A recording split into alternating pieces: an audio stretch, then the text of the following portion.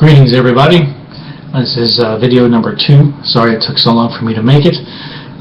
Been busy with the new job and basically life, so trying to do some catch up here.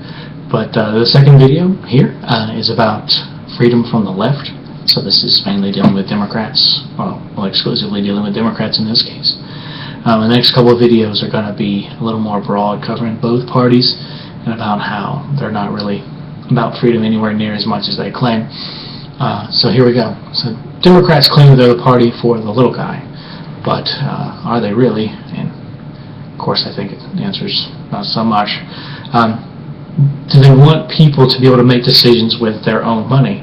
As in, you work for 40 hours, you make X amount of money, you get to keep the money that you make to do with what you want to. And of course, that's not the case, because they think that you should always give up part of what it is that you make in order to supplement other people. Do they think that you should have a choice of whether or not to join a union? Again, the answer is pretty straightforward. They want to allow individuals the right to carry a gun. Yeah, for the most part, this one's pretty easily answered as well. And they want your kids, they want parents to be able to choose what school their kids go to. Again, this answer is pretty much no. So the question is why? Why is it that they feel like their concepts, their morals, what they believe should be pushed upon everybody else? And it's the same way as it was with the Republicans. Like, who gave them that authority? Who really, like, out of all of us, which one sat down and said, okay, these are the freedoms I'm willing to give up in the pursuit of X? So, certainly most Democrats would agree that I, as an individual, should have the right to marry who I want to, or whomever I want to. If I was gay and I wanted to marry a man, most Democrats would have no issue with that. Most of them would have no problem with, just as most Republicans wouldn't have a problem with me marrying a woman, as I did. Most are in favor of recreational drug use, especially marijuana. I mean, granted, there's exceptions for everything, but for the most part, if you want to smoke pot, most Democrats are not going to have a problem with that. You know, it comes down to some of the more absolute and basic practices, and they're just as restrictive as Republicans are, but in a little slightly different manner. For me, this is where libertarians and Democrats will always disagree. Because it comes pretty makes pretty straightforward at this point. So most libertarians see the big government philosophy that Democrats carry as one of the downtrodden, as one of the great degradations of who we are as a people. We're currently over 18 trillion with a T dollars in debt, and most Democrats don't seem to have a problem with that. They think we can honestly keep printing more and more money and never have to pay the piper. But I'm going to get into this on a later video. What we're ultimately doing is we're taking money from our kids in the event, in the aspect of trying to make ourselves happy at this moment. And Obama is no better than any of his predecessors, and especially George W. Bush, because he not only does he like to blame Bush, but he's also been responsible for as much debt as anybody else. And it's not that I'm a fan of Obama, and if you know me very well, you know I'm also not a fan of Bush. But Democrats have never met a spending bill they didn't like, unless it had to do with the U.S. military. And that's, again, another video I could make. They think that Medicare, Medicaid, Obamacare, and Social Security are all doing fine, and they have no negative impacts on society, which, again, that if you honestly think that given the choice between something for free and something you have to pay for, that most people are going to choose, like willingly going to go with something they have to pay for, then you don't understand basic economics. So if you have you're self-insured, right? You're one of those wealthy people that are self-insured, and the doctor says, hey, there's a 4% or 5% chance that you have this kind of rare condition. It's super rare, like only one out of 50,000 people, or 100,000 or a million people ever have this disease. So I just want to do a quick test for it to see whether you have it or not. You have to pay for it, and it's going to cost $100,000. That's a choice you get to make. You get to make that choice of like, oh, $100,000, that's a lot of money. but it's super rare disease, right? And the doctor's like, yeah, it's super rare, and chances are you don't have it. But if we do tests for it, then we'll know for sure. Whereas over here, it's free, right? The price never comes into question. So, I've got Medicare. Okay, let's do it. Whatever. The thought of the price never comes into effect. And so it's literally like, imagine if the grocery store was the same way, where the government paid for everything that you buy. How much lobster and steak and crab and shrimp do you honestly think would be in the shelves?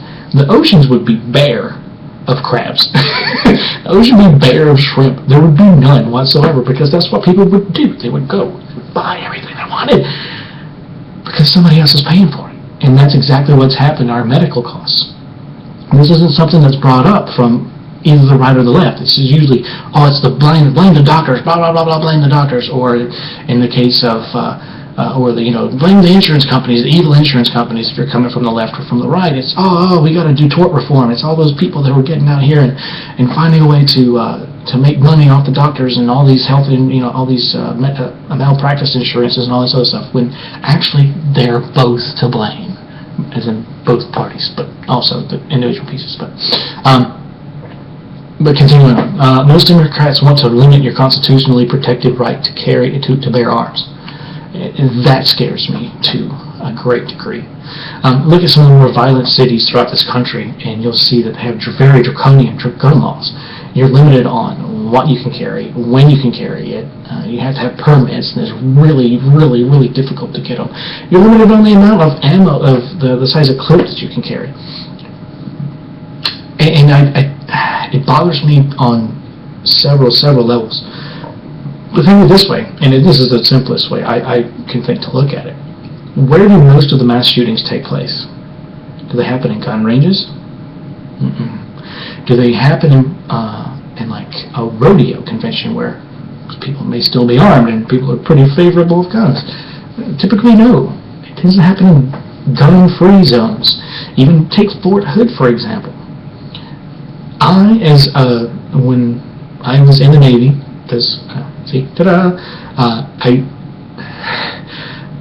if I owned a gun, I had to check it in at the base and had to be kept in a separate locker on base. I can't have my gun in my home. It's not allowed. Think about that. We are trained to use firearms, but we're not allowed to keep it in our home on base. And that to me has never made sense whatsoever.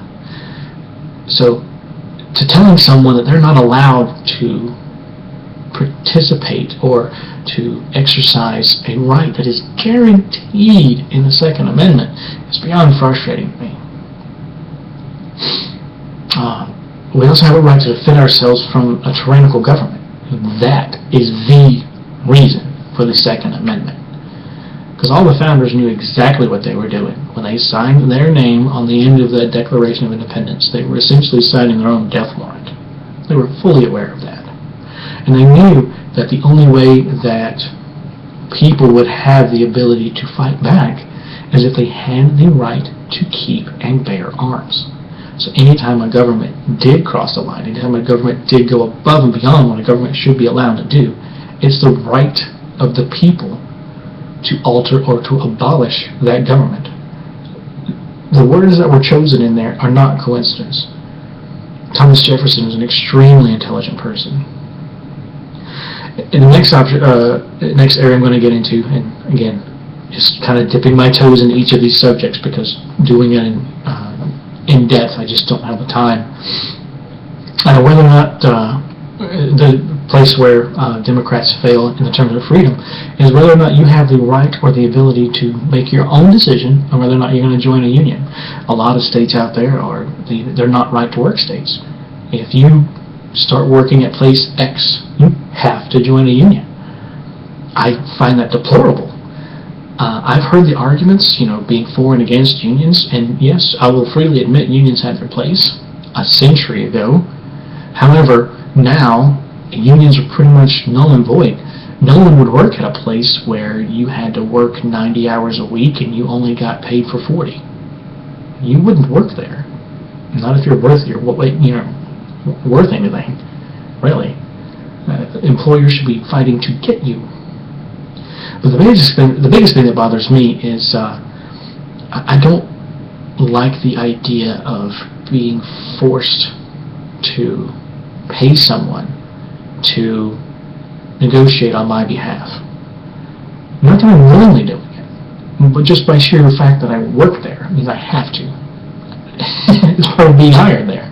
And that to me just seems, it lacks common decency. I think I'm honestly capable of understanding what I'm worth. I think I'm capable of understanding the benefits that I and my family deserve. And so I will negotiate how or what it is that I'm willing to take as far as compensation goes. Lastly, I know I'm going to get a lot of anger about this, but a lot of Democrats want to limit the parents' abilities to choose where to send their child for their own education. And this bothers me to a great deal, because who knows what's best for your kids? Do you know what's best for your kids? Or do you honestly think that some bureaucrat in either your local county or your state or the Washington, D.C., do you think they know what's best for your kids? Because if you honestly think they do, that's kind of frightening. You should know your kids. You should know what your kids are capable of. You should know the best things for your kids. And so if someone wants to open up a charter school and actually try something a little different and maybe try and find a way to reach some kids and inspire some kids and maybe get rid of some bad teachers, that should be allowed. We should be thrilled about that. That should be the greatest thing in the world. But instead, you have too many Democrats out there who are only beholden not to the kids, but to the teachers' unions. And the unions are afraid of losing their power, so they fight school choice like crazy. And that's where it comes from, ladies and gentlemen. It doesn't come from any other place, because the free market can fix pretty much any problem that exists.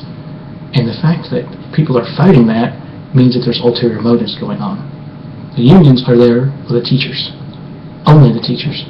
Not there for the kids. So, again, I'm sure there's lots of anger, lots of hate coming my way. So be it. The next video will be pretty much all-encompassing, well, not all-encompassing, but it'll be a little more from the left and from the right, but combined, where they kind of overlap each other, and how, when they really work together, how our freedoms are supremely eroded away, and why that's the biggest threat that we have. So, thanks again for stopping by.